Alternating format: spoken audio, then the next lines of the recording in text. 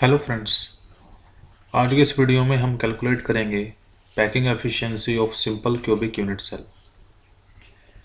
तो चलिए स्टार्ट करते हैं। सबसे पहले डेफिनेशन देंगे हम पैकिंग एफिशिएंसी की। ये पैकिंग एफिशिएंसी होती क्या है? सो packing efficiency is the fraction packing efficiency is the fraction of total space field is the fraction of total space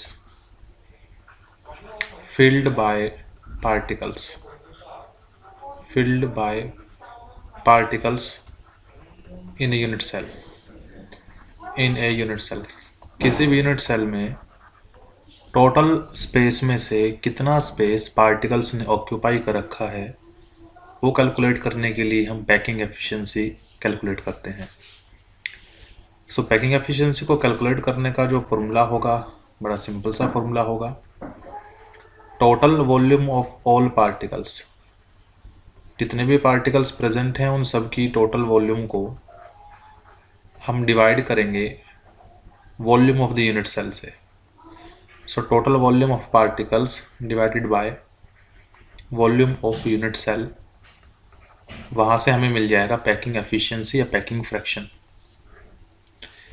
क्योंकि आज हम पहले पैकिंग एफिशिएंसी कैलकुलेट कर रहे हैं सिंपल क्यूबिक यूनिट सेल में, तो इसके अंदर हमें कुछ चीज़ें पता होनी चाहिए, जैसे कि लेट करो ये जो कॉर्नर पॉइंट है इसको हमने ए पॉइंट से रिप्रेजेंट किया है और ये जो कॉर्नर पॉइंट है इसको हमने किसी बी पॉइंट से रिप्रेजेंट किया है। और जैसा कि आप जानते हैं एक्चुअल स्टेट में ये पार्टिकल जो कॉर्नर ए पर प्रेजेंट है और जो पार्टिकल कॉर्नर बी पर प्रेजेंट है ये एक्चुअली एक दूसरे को टच कर रहे होंगे कुछ इस टाइप से कि एक पार्टिकल जो कॉर्नर ए पर प्रेजेंट था और पार्टिकल जो कॉर्नर बी पर प्रेजेंट है ये एक दूसरे को क्या कर रहे होंगे, टच कर रहे होंगे।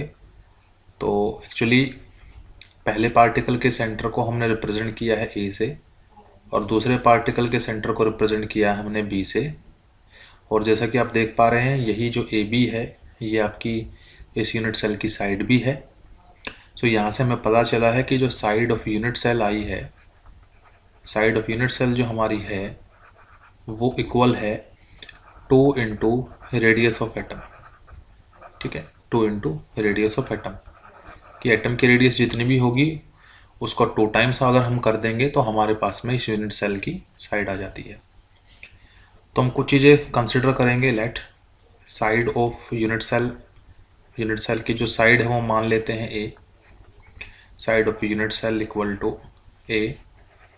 लेट रेडियस ऑफ पार्टिकल्स और एटम्स, जो भी पार्टिकल इस प्रिमिटिव यूनिट सेल के कॉर्नर्स पर प्रेजेंट हैं उसकी रेडियस हमने मान ली है आर। ठीक है, और एक बात हम कंसिडर करेंगे, let the particles be perfect sphere. जो पार्टिकल्स हैं वो परफेक्ट स्फीयर हैं। Let the particles be perfect sphere, particle perfect sphere होंगे। ठीक है, ये हम लेट करके चलेंगे। सो अगर पार्टिकल परफेक्ट स्फीयर होंगे सो वॉल्यूम अगर मैं किसी भी पार्टिकल की दूंगा तो वॉल्यूम ऑफ पार्टिकल कैसे रिप्रेजेंट की जाएगी, वॉल्यूम ऑफ स्फीयर से, जो कि पार्टिकल की वॉल्यूम जो होगी वॉल्यूम ऑफ स्फीयर होगी। ठीक है, so particle volume of particle is equal to volume of sphere, और वॉल्यूम ऑफ स्फीयर का फॉर्मूला जो होता है वो हम सबको पता है 4/3 पाई इंटू रेडियस का क्यूब होता है। अब जैसा कि पैकिंग फ्रैक्शन पैकिंग एफिशिएंसी के फॉर्मूले से हमें पता है कि हमें total volume of all particles चाहिए, तो हमें सबसे पहले ये पता लगाना होगा कि सिंपल क्यूबिक यूनिट सेल में कितने पार्टिकल प्रेजेंट होते हैं। So simple cubic unit cell का जो रैंक होता है वो 1 आता है। अगर आपको इस बारे में जानकारी नहीं है तो आप प्रीवियस वीडियो चेक कर सकते हैं, डिस्क्रिप्शन में आपको लिंक मिल जाएगा कि सिंपल क्यूबिक यूनिट सेल का जो रैंक है वो 1 आता है, जिसको लिखते हैं Z इक्वल टू 1। सो ये कह सकते हैं कि टोटल इसमें एक ही पार्टिकल प्रेजेंट है और एक पार्टिकल की जो वॉल्यूम होगी, ठीक है, वॉल्यूम ऑफ 1 जो पार्टिकल आएगी वो हम इजीली कैलकुलेट कर सकते हैं 4/3 पाई इंटू आर क्यूब करके। सो वॉल्यूम ऑफ पार्टिकल हमारे पास आ गई 4/3 पाई आर क्यूब। नाउ अब हम कैलकुलेट कर लेते हैं वॉल्यूम ऑफ यूनिट सेल, क्योंकि जो यूनिट सेल है वो हमारा क्यूबिक यूनिट सेल है और किसी भी क्यूब की वॉल्यूम कैसे रिप्रेजेंट की जाती है, उसकी साइड का क्यूब करके। और साइड जो है हमने इसमें ए कंसिडर की है, तो वॉल्यूम ऑफ यूनिट साल आ गया हमारा ए क्यूब। सो पैकिंग एफिशिएंसी फॉर्मूले के अकॉर्डिंग चलें, सो वॉल्यूम ऑफ पार्टिकल यानी 4/3 into pi into r cube, उसको हमें डिवाइड करना है वॉल्यूम से यानी वॉल्यूम ऑफ यूनिट सेल यानी ए क्यूब से। लेकिन यहाँ आर और ए आपकी अननोन क्वांटिटी है।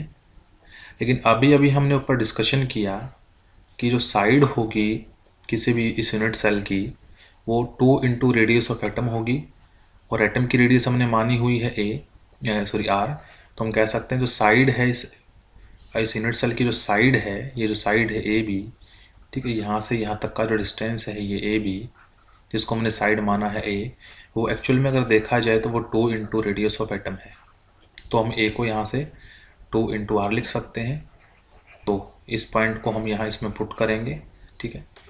So 4/3 into pi r cube है is it is upon a cube. A हमारे पास आ गया 2 इंटू आर, उसका हम क्यूब करेंगे।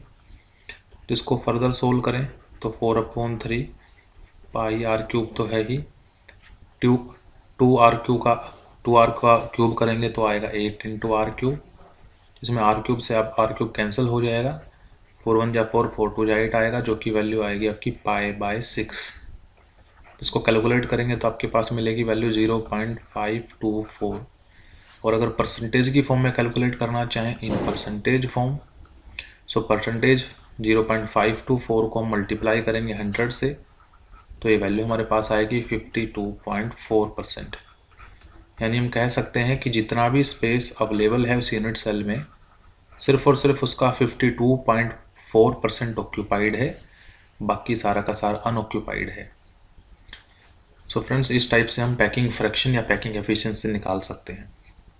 क्लियर है? अगर आपको वीडियो अच्छी लगे तो लाइक शेयर सब्सक्राइब कीजिएगा। Thank you friends.